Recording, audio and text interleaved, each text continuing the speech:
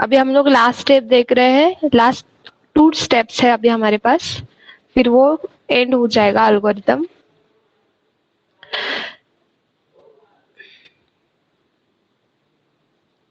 तो कल के स्टेप में हम लोगों को लास्ट में सबसे ये वाला आउटपुट मिला था, दिस वन। ओके, तो अभी हमें क्या करना है, next step is mix column. अभी कॉलम को मिक्स करना है, कल हमने शिफ्ट रोज किया था, देन अभी हम लोग करेंगे मिक्स कॉलम। तो मिक्स कॉलम के लिए सबसे पहले आपको ये आउटपुट रिसीव होगा।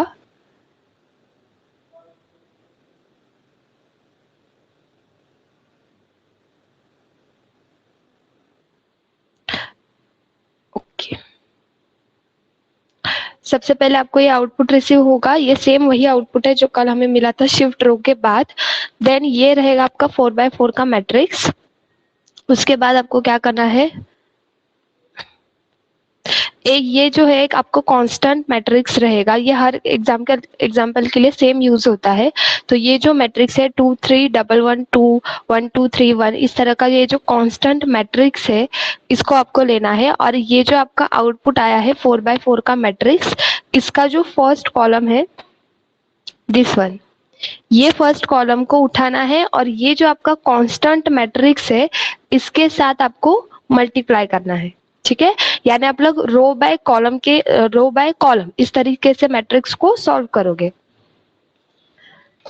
तो ये जब आप लोग सॉल्व करोगे तो आप लोगों को पहले क्या लेना है, फर्स्ट कॉलम एंड ये पूरा मैट्रिक्स, इसके साथ आपको मल्टीप्लाई करना है। ठीक है, फिर जो आपका आउटपुट आएगा, जो आपका फर्स्ट कॉलम रहेगा, वो जो आउटपुट आएगा वो आपको लिखना है यहाँ पे।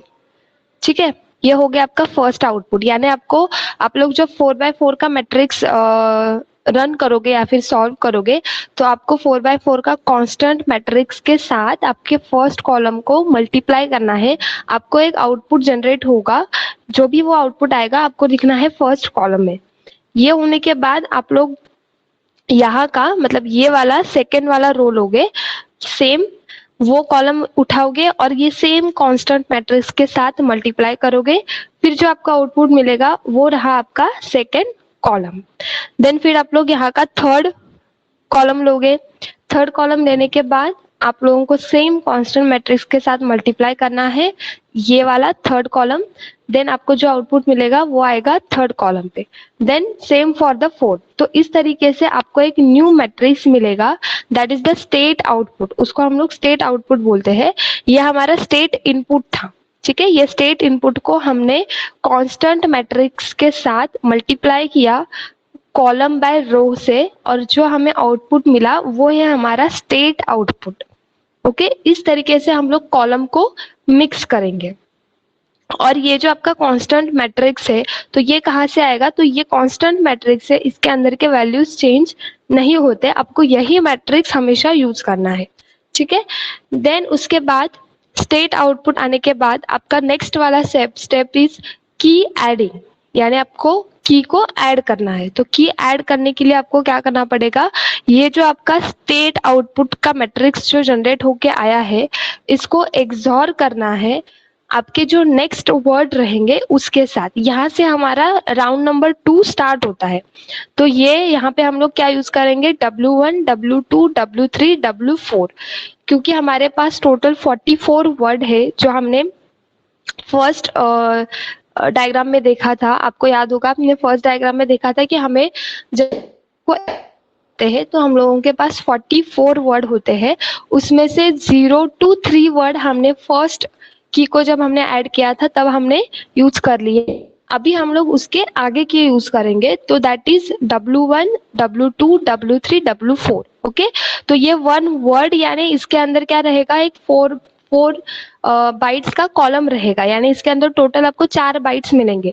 तो इसको आप लोग जब 4 बाइट काउंट करोगे तो this is also 4x4 matrix, right. ये भी सेम आपका 4x4 का ही मैट्रिक्स है, because word 1 is equal to 4 byte. तो इसके अंदर वर्ड 1 के अंदर 4 बाइट है, 2 के अंदर 4 बाइट है, 3 के अंदर 4 बाइट है एंड 4 के अंदर 4 बाइट है। तो ये क्या हो गया आपका 4x4 का मैट्रिक्स।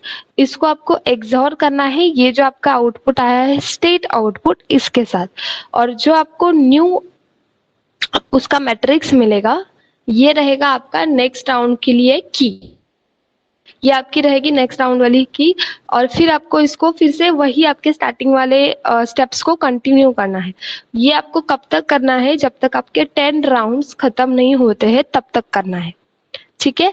और जो आपका 9th राउंड होने के बाद, 9th वाला राउंड खत्म होने के बाद जो आपका 10th राउंड चलेगा, जो आपका सबसे लास्ट वाला रहेगा, उसके अंदर आपको मिक्स कॉलम जो हमने अभी स्टेप देखी वो परफॉर्म नहीं करनी है, ठीक है। यानी ये वाला जो आपका पार्ट है, ये वाला पार्ट ये पूरी तरीके से स्किप हो जाएगा राउंड नंबर 9 के बाद। यानी जो आपका 10th राउंड चलेगा वो 10th वाला आप लोग डायरेक्टली शिफ्ट रोज करोगे, उसके बाद आप लोग डायरेक्टली की को जो आउटपुट आएगा that is your cipher text. Because हम लोग 10 ही राउंड परफॉर्म करने वाले हैं। अगर आप लोग 14 राउंड परफॉर्म करने वाले हैं तो आप तरीके से ये जो 5 स्टेप्स है ये आगे कंटिन्यू होते जाएंगे। और जो आपका 13th राउंड रहेगा, यानी जो आपका 14th राउंड रहेगा, उसके अंदर सेम मिक्स कॉलम हम लोग परफॉर्म नहीं करेंगे। हम लोग डायरेक्टली वर्ड को ऐड करेंगे, की को ऐड करेंगे और डायरेक्टली जो आउटपुट मिलेगा that is our cipher text. Clear है ये वाला? समझ में आया? स्टेप्स बहुत इजी है, खाली कंफ्यूज मत होना। समझ में आया आपको? शौकत, सोनाली, ओके। तो रिवाइज करते हैं। सबसे पहले क्या क्या होता है, एईएस क्या होता है बताओ? एईएस का फुल फॉर्म क्या है?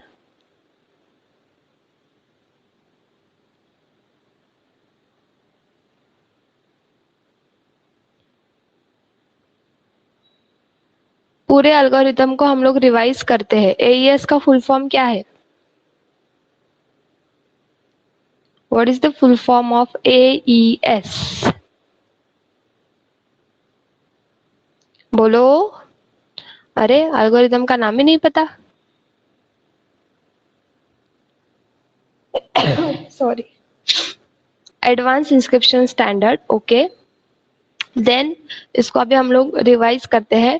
सबसे पहले एईएस एल्गोरिथम डीईएस से बहुत ज़्यादा स्ट्रॉन्ग रहता है बिकॉज इसके अंदर फिक्स राउंड परफॉर्म नहीं होते।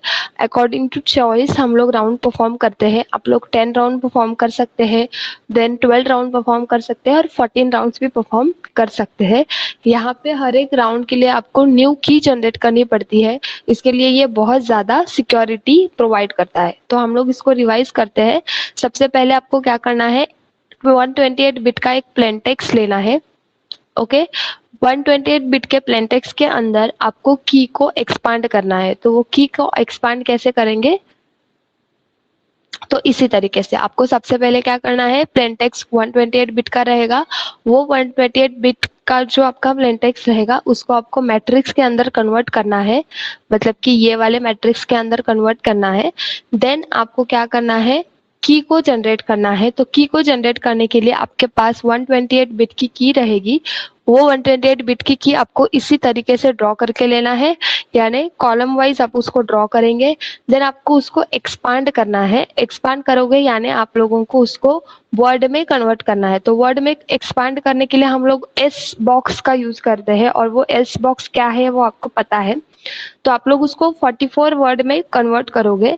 ये 44 वर्ड में कन्वर्ट करने के बाद आप लोग कहाँ पे जाओगे, तो यहाँ पे ये रहा आपका सबसे इम्पोर्टेंट स्टेप्स। ये आपके सबसे इम्पोर्टेंट स्टेप्स है। इसके अंदर क्या होगा, सबसे पहले आप लोग बाइट यानी जो आपको की एक्सपांड करनी है उसके लिए आप लोग सब बाइट लोगे। सब बाइट को कैसे कन्वर्ट करना है, तो आप लोग ये वाला डायग्राम देख सकते हैं। 16x16 का मैट्रिक्स रहेगा, आपको उसको कॉलम एंड रो को फाइंड आउट करना है, सिंपल। और आपका स्टेट मैट्रिक्स जो है जनरेट हो जाएगा। उसके बाद आपको करना है शिफ्ट रोज। शिफ्ट रोज कैसे करोगे, तो आपका जो रो 0 रहेगा वो एज इट इज रहेगा, रो 1 जो रहेगा वो 1 बाइट से शिफ्ट होगा, रो 2 2 बाइट से शिफ्ट होगा और रो 3 3 बाइट से शिफ्ट होगा। सिंपल है बहुत। देन आपको जो आउटपुट मिलेगा शिफ्ट रो के बाद वो रहेगा आपका स्टेट इनपुट। ये स्टेट इनपुट के ऊपर आपको मिक्स कॉलम करना है।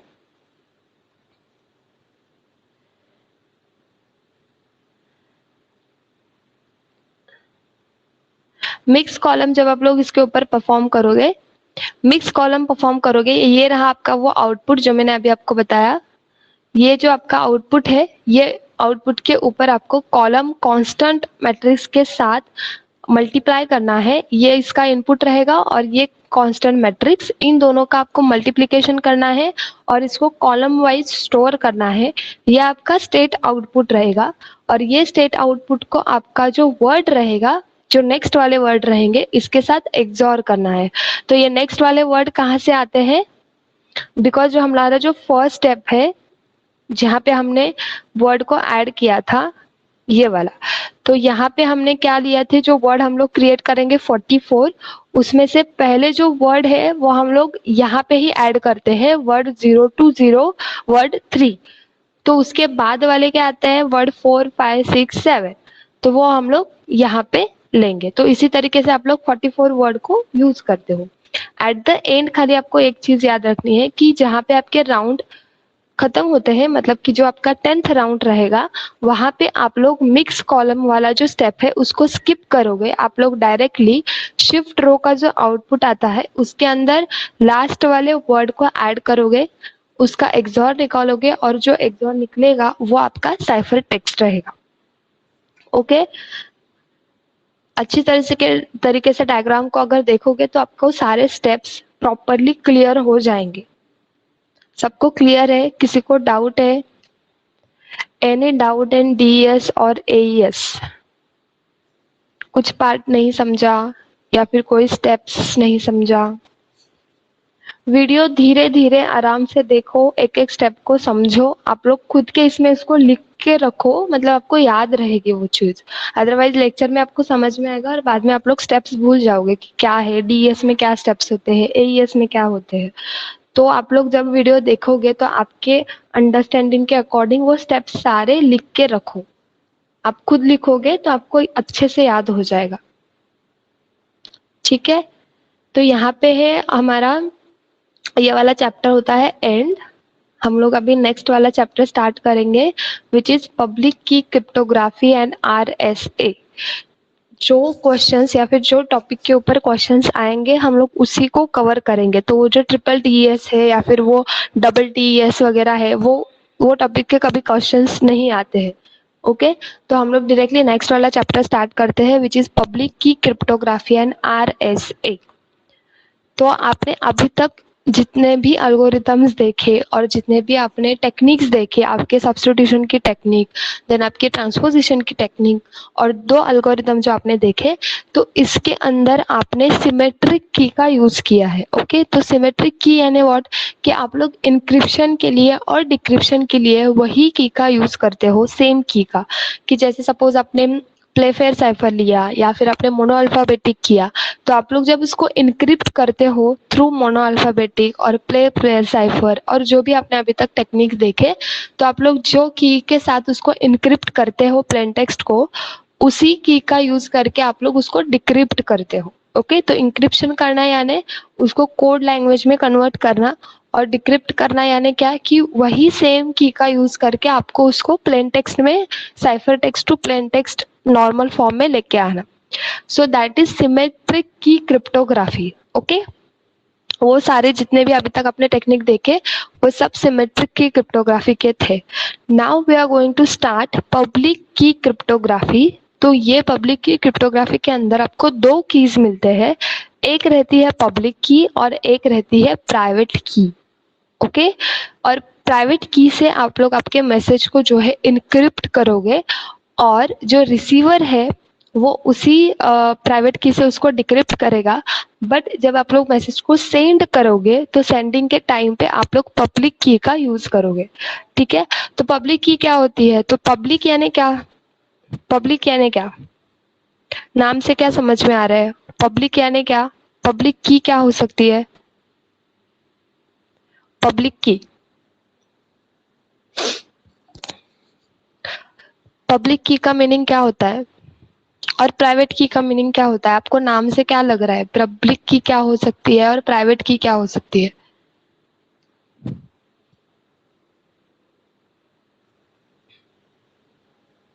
Right, everyone can use it.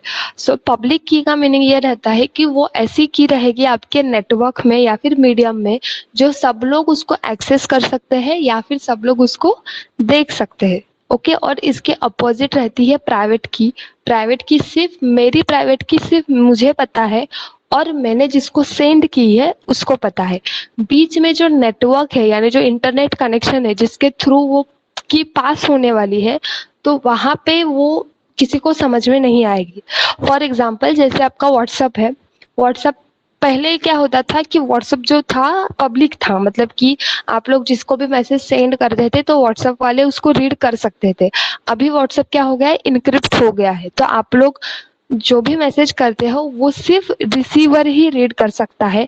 WhatsApp company आपके मैसेज को रीड नहीं कर सकती। तो अभी वो क्या हो गई है, उन्होंने आपका जो मैसेज था उसको इंक्रिप्ट कर लिया है। ठीक है, तो अभी ऐसे होता है कि नेटवर्क में हम लोग वो मैसेज को रीड नहीं कर सकते। अगर किसको अटैक करना है, हैक करना है, तो हैक करने के बाद अगर सपोज मैंने आपके व्हाट्सएप को हैक कर लिया तो मुझे डेटा रिसीव होगा, बट मैं वो डेटा को रीड नहीं कर सकती बिकॉज वो डेटा इंक्रिप्टेड फॉर्मेट में। ठीक है, तो इसके लिए ये कैसे पॉसिबल होता है? तो ये असिमेट्रिक की से पॉसिबल होता है जिसके अंदर दो कीज यूज होती है, पब्लिक की एंड प्राइवेट की। प्राइवेट की सिर्फ सेंडर एंड रिसीवर के पास रहेगी और पब्लिक की सबके लिए अवेलेबल रहेगी। जो भी वो नेटवर्क में जितने भी पीसी है वो सब पीसीस के लिए ये की अवेलेबल रहेगी, कोई भी इसको एक्सेस कर सकता है। तो यहाँ पे क्या होता है, असिमेट्रिक की क्रिप्टोग्राफी में जब आपका इंक्रिप्शन चालू रहता है तो इंक्रिप्शन में सेंडर पब्लिक की हेल्प लेके आपके मैसेज को इंक्रिप्ट करेगा और उसके अंदर प्राइवेट की भी रहेगी। और जब वो सेंड करेगा तो वो पब्लिक की से सेंड करेगा, मतलब अगर किसी ने हैक भी कर लिया तो उसको मैसेज मिलेगा। बट अगर आपको वो मैसेज को रीड करना है तो आपको प्राइवेट की ही चाहिए। पब्लिक की का यूज करके आप लोग किसी के मैसेज को रीड नहीं कर सकते। सो ये आपको एक एडवांटेज मिलता है असिमेट्रिक की क्रिप्टोग्राफी में। ठीक है, आपको दो कीज मिलेंगे, पब्लिक एंड प्राइवेट। इंक्रिप्शन आपका पब्लिक की से होगा बट डिक्रिप्शन के लिए आपको प्राइवेट की ही चाहिए, अदरवाइज आप लोग वो मैसेज को रीड नहीं कर सकते। तो अभी हम लोग देखते हैं क्या है इसके अंदर। Asymmetric key systems use the two keys, a public key known to everyone is used to encrypt the data and private key used for the decryption is known only by the authorized recipient of the message। Public की सबके लिए available रहेगी, कोई भी उसको use कर सकता है। प्राइवेट की सिर्फ सेंडर एंड रिसीवर के पास ही रहेगी। Because a pair of keys is required, this approach is also called as asymmetric cryptography. These two keys are associated with an entity whose entity needs to be authenticated electronically. That is, it needs to be signed or encrypted. दो की हमें जरूरत क्यों पड़ी? Because कि जब भी आप लोग इंक्रिप्शन और डिक्रिप्शन करते हो और वो अगर आपने सेम की से करना स्टार्ट कर लिया, जैसे हम लोग डीएस या फिर एएस में करते हैं, तो अगर सपोज किसी ने आपके ही सिस्टम में से किसी ने आपके डेटा के ऊपर अटैक कर लिया, कि सपोज हम लोग सब एक ही ऑफिस में काम कर रहे हैं और मुझे पता है कि आप लोग एक प्राइवेट प्रोजेक्ट के ऊपर काम कर रहे हो और मुझे पता है कि आप लोग डीएस एल्गोरिदम ही यूज कर रहे हो और मैं भी वही सिस्टम पे काम करती हूँ, तो मैं बहुत इजीली आपके सिस्टम के ऊपर अटैक करके आपका डेटा रिसीव कर सकती हूँ। ठीक है, तो ऐसे जब प्रॉब्लम्स आते हैं या फिर आ रहे थे तो उसी टाइम पे हम लोगों ने असिमेट्रिक की यूज करना स्टार्ट कर लिया। यहाँ पे सिर्फ जो डेटा को बनाता है या फिर जो मैसेज को बनाएगा उसको ही प्राइवेट की पता है, और जिसने उसको दी है, मतलब कि अगर मैंने मैसेज क्रिएट किया है और मैं रिसीवर को जब मैं मेरी प्राइवेट की दूंगी तो हम दोनों के पास ही वो रहेगी, बाकी किसी के पास नहीं रहेगी। सो इससे क्या होता है, आपका जो मैसेज है वह बहुत ज़्यादा सिक्योर रहता है। In this type of cryptography, the public keys publish all the user, but the corresponding private key is kept secret. तो यहाँ पे क्या रहते हैं, हम लोग एक तरह से ना लोगों को ऐसे डिस्ट्रैक्ट करने का काम करते हैं कि पब्लिक की हम लोग सबके लिए अवेलेबल करके रखते हैं कि मतलब कोई भी आओ उसको यूज करो। सब लोग कंफ्यूज रहेंगे कि अच्छा ये की मुझे रिसीव हुई है तो मैं इसी से हैक करूंगी, बट हम लोग क्या करते हैं, मैसेज को प्राइवेट की से डिक्रिप्ट करते हैं। ये बहुत ज्यादा सीक्रेट रहती है। And here is the data is encrypted using the public key but decrypted only with the private key. Illustrate the way of public key encryption works. तो इससे क्या होता है, आपका पब्लिक की जो रहता है उसका कुछ यूज नहीं होता, ये डायरेक्टली हैकर्स को डिस्ट्रैक्ट करने के लिए काम करती है। In general, the sender encryptions the data with the public key and receiver decrypts the data with a private key and corresponding private key. The reverse of the schema shows in figure. तो figure हम लोग देखेंगे, ये रही उसकी diagram. तो आप लोग डायग्राम देख सकते हैं। एक प्लेन टेक्स्ट है आपके पास, नीलिमा, ये आपका प्लेन टेक्स्ट है। देन आपको उसको पब्लिक की के साथ, ये रही आपकी पब्लिक की जो सबके लिए अवेलेबल है, इसको पब्लिक की से आपको इसको इनक्रिप्ट करना है। और इनक्रिप्ट करने के बाद उसका जो साइफर टेक्स्ट बनेगा ये आपको रिसीवर को सेंड करना है, ठीक है। लेकिन रिसीवर अगर इसको रीड करेगा ना तो उसको रीड करके कुछ समझेगा नहीं कि इसके अंदर क्या लिखा है। तो इसके लिए उसको क्या जरूरत है, तो प्राइवेट की जरूरत है। और ये प्राइवेट की भी रिसीवर को कैसे मिलेगी, तो आप लोग ये प्राइवेट की भी सीक्रेट वे से उसको सेंड करते हो, यानी आप लोग खाली हिंट देते हो। जैसे हम लोग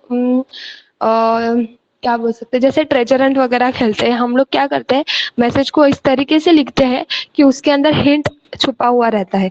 तो जब भी सेंडर प्लेन टेक्स्ट को सेंड करेगा थ्रू पब्लिक की टू रिसीवर, तो उसके अंदर ही वो हिंट लिखा रहता है कि इसके अंदर ही आपको प्राइवेट की मिलेगी।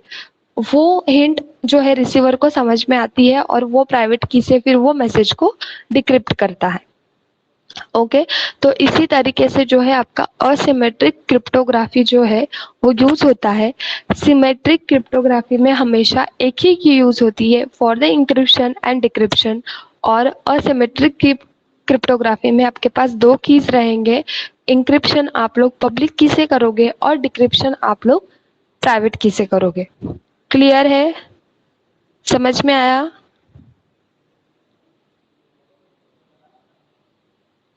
Is it clear? क्लियर है दोनों को? Okay so asymmetric cryptography and symmetric cryptography के दोनों तरफ के एल्गोरिदम अलग अलग है।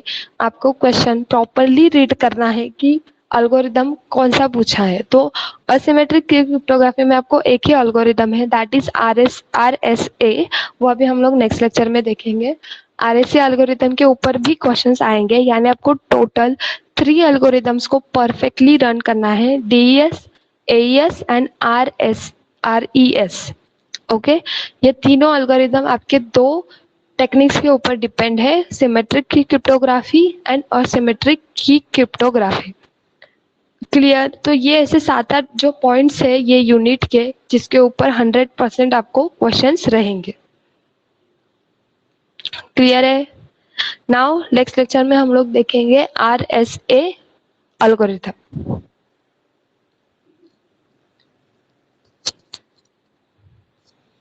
ओके किसी को डाउट रहा तो फिर मेरे को पूछो।